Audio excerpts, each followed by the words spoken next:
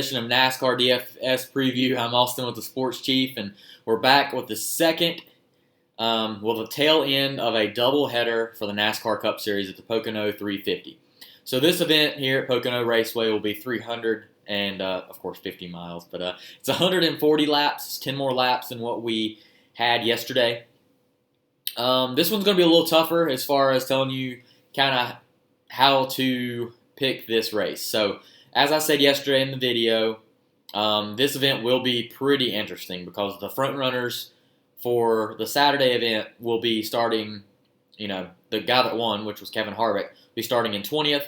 Field will be inverted, and then you'll have some of those guys like Erik Jones, Joey Logano, those drivers that actually wrecked in the race, so they'll be starting towards the tail end.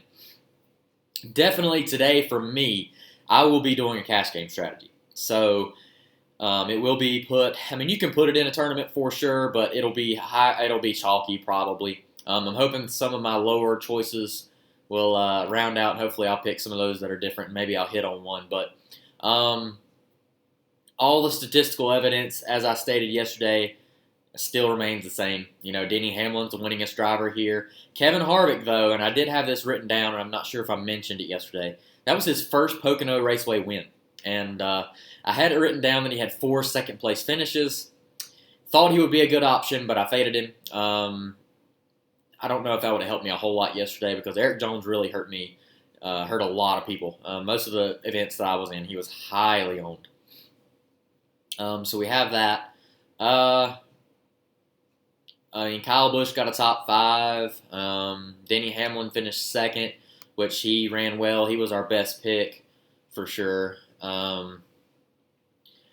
Michael McDowell was a pretty big pick yesterday. So it's just going to be different. I'm definitely going with the cash game strategy. Probably be putting it in some double ups, maybe some single entry tournaments here and there, but definitely a cash game. And I kind of figured that with the way the race will be. If you've watched today's events, the truck race was a wreck fest. The Xfinity race seems like it's the same. I actually did a truck lineup, and I was pretty pumped because at the beginning of the race, I had Ty Majeski. He got up to 3rd, and he started 19th, and that was an awesome pick. He ended up wrecking. Him and Grant Enfinger got together. And then had Christian Eckes, was leading the race. He wrecked on his own. Had Parker Kligerman. He was chalky, just going through those events, But so today, hopefully we can round out the day and finish well at the Cup Series race. So let's see what DraftKings has to offer for us. By the way, Christopher Bell, probably not a bad pick yesterday. And my whole explaining of it was that if you have money at the tail end, pick him. I didn't expect him to get 4th, for sure. But he did it. So let's see what DraftKings has to offer for us today. So let's see here. All right. So yes, Kyle Busch will be our most expensive driver at $11,000, starting in 16th position. Kevin Harvick, as I stated, the field was inverted, so he is starting in 20th. Chase Elliott starting in 25th at 10.4, and Harvick is 10.7. Apologize for that. Denny Hamlin starting in 19th at 10.2, and Ryan Blaney rounding our 10K guys. We have 5 starting in 9th. So, looking at my lineup today, it was pretty easy to make my first decision, just because of how the race went yesterday. A lot of people will be picking Kevin Harvick, and while he looked strong, I think Aric Almirola, that was his race for sure. He showed that track position is very crucial. The bad thing about today is your pole sitter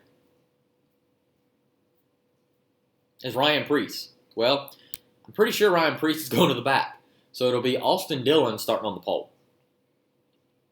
Now, do I think AustYn Dillon will go out there and just lead the whole race? No, I don't. I don't think his car's strong enough. So, that leads Kurt Busch to be up there and Ricky Stenhouse Jr. While I think they may be decent options, you just have to look and see what you've got there. Joey Logano is my first choice for this event. He's starting in 36. He's at 9,400. His value is too great. It's kind of like a thing with Christopher Bell yesterday. He actually started in 36 as well. But at 11,000, I couldn't pull the trigger. And if Joey was the highest priced guy, I probably wouldn't have did this either.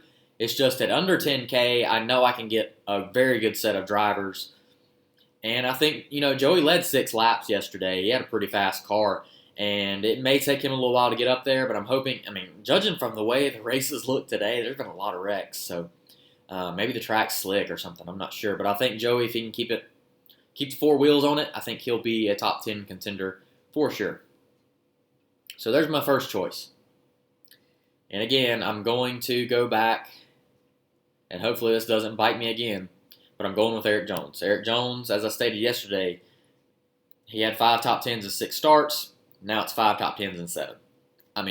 Still a great ratio. Erik Jones is still a really good driver here. He's in Joe Gibbs Racing engines. I still like Erik Jones. And while I was pumped about my lineup yesterday,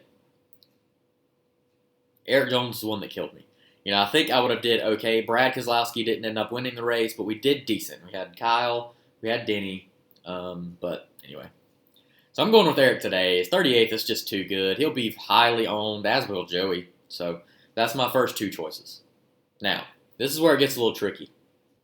So you're $8,300, and I'm thinking here, I'm probably going to end up going with higher options. This is my strategy here. I'm probably going to go with Chase Elliott. So he's at 10-4. Chase is starting in 25th. Now, do I think Chase will outperform Kevin Harvick? It's possible. I do like the return in that, though, being that he has 5 more positions. If Chase can get me 10th, that's 34 points, and I made an effort to kind of memorize the point totals. If he gets 10th, which I think he very well could, that's 34 points plus 10, that's 44. Kevin Harvick in 20th, hey, he gets 10th. Actually, hold on a second. 15, that's 49, excuse me. Sorry, I was thinking about Kevin Harvick, it was 44 at 10th. So I do think Harvick may do a little better than that, but I still like Chase Elliott in that spot. I think he is a great pick in that option. The reason being, I really love my salary points here. So at $7,600, I'm looking down here, and let's see here. I don't think you can really pick a lot of these field fillers again. I don't think you can really go that option. So I'll cut it off at Michael McDowell, who actually finished 7th yesterday. Corey LaJoie got 23rd, which that was 6 spots higher. Likely Corey LaJoie will finish about that spot again. If you think AustYn Dillon will outperform and he'll lead some laps and stay up front most of the race, go with him, but I think he's a 15th or so place car. And that's just being that he'll be definitely pretty much on the pole. It's just not the way I want to go. So with Tyler Redick starting in 30th. Now, Tyler Redick and Erik Jones got into an accident early on, but they were kind of in the teens. I think Tyler Redick could finish in the teens. That's a lot of spots to move up, and I just love that choice there. I'm definitely going a lot of the higher end guys, like a higher starting position guys. I really hope it works. Maybe a lot of people will go and say, hey, a lot of these guys that started up front, they stayed up there, so let's go with that strategy. And more power to them. But this is what we're doing. So Tyler Redick, and that's at $7,600. And scrolling up here, I'll cut it off at DiBenedetto. Martin Truex starting in 15th. If you go with him, you have $5,400 to spend. And you can't even afford Michael McDowell, so you're $100 short. So what you kind of want to do, McDowell would be my last choice. You would either want to go Brad Keselowski and Michael McDowell, or Corey LaJoie possibly, but you better hope Brad wins, and I'm not sure Brad will win the race. Of course, Jimmy Johnson starting in a pretty solid spot in 21st. Is that where exactly he finished? Yeah, he finished 21st yesterday, so look out for that. Alex Bowman in 27th is an option that I kind of like. Again, it's a top 15 car. He's starting way too far back there. There's a lot of cars to pass, so I really like Alex Bowman. Leaves me with $6,700. And this one was a no-brainer for me. We have Cole Custer, Chris Buescher, Ryan Newman, John Hunter Nemechek, and Dillon. Priest going to the back. DraftKings keeps that one spot. There's no way. No way you can pick Ryan Priest because he's not even going to be up there. John Hunter Nemechek is my pick. So he's in 24th. Front Row Motorsports looked pretty good yesterday with Michael McDowell. I think that they will do okay with John Hunter. He looked like he showed flashes of a good car yesterday. So hopefully he can get in the top 20. That'll be a great choice for me. And that's what I'm going with, folks. So I'm going to clear it out here. And also, basically, what I'm telling you right now is when I go chase Elliott here in 25th, that's who I think will win the race. It's either going to be him or Joey Logano, in my opinion. That's my inkling. More of a gut thing, but he's also just a great cash game strategy player. So going with Chase Elliott at 10-4, Joey Logano at 9-4, Alex Bowman at 8-5, Tyler Redick at 7-6, Erik Jones at 7-4, and rounding out our lineup will be John Hunter Nemechek. So there you have it, folks. If I had to guess on ownership, Chase will be probably in the 30s. Joey will probably be like 60. Bowman will probably be 20 or so. Redick will probably be 30 or more. And that's the thing about him and Erik Jones. They'll be pretty high as well. And John Hunter Nemechek will probably be around 10 or 11. I don't think Nemechek will be that highly owned. I think you're going to see the problem with picking a lot of these more expensive guys. Say if I went with Kevin Harvick, I'd have to cut my salary by $300. And actually, I could afford those two, but I just like Chase better. So, if I'm doing a tournament strategy, I'm trying to pick around guys I don't think will be that highly owned.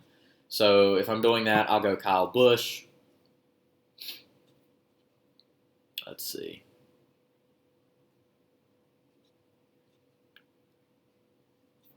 $7,800 to spend. Eric Almirola looked pretty bad, so I'd probably go Eric in 18th there. I'd probably, because you got to, I think you'd go Dillon because I don't think he'll be that highly owned. That leaves you with 8,600. I think you got to pick Erik Jones just because of that starting position. Then I would go William Byron and Martin Truex. That would probably be my cash game lineup. And that's not a bad one. But yeah. So there you have it, folks. You can go back and look and see what my actual lineup was, which was Chase Elliott, Joey, Bowman, Tyler Redick, Erik Jones, and John Hunter Nemechek. So that's what we're rolling out here with the Sports Chief. Throw that in there for some double ups. We didn't pull out the victory, and I was so upset yesterday because I thought that was a winner. But we're still rolling. We're still going with it. If you like what you see, like, comment, and subscribe to the Sports Chief. Hit that bell notification that lets you know whenever we put up our videos.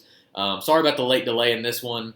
I was debating on whether even doing one because it's just a situation where we already analyzed the race. You already know the facts. You already know the history of it. It's basically going off your gut. And judging by the races today, the truck race and the Xfinity race, a lot of wrecks, folks. A lot of wrecks. So we'll see if they can keep it clean, maybe get some passing in for the Cup race. And best of luck to you during your lineups. It's going to be a fun one. And have a great rest of your weekend.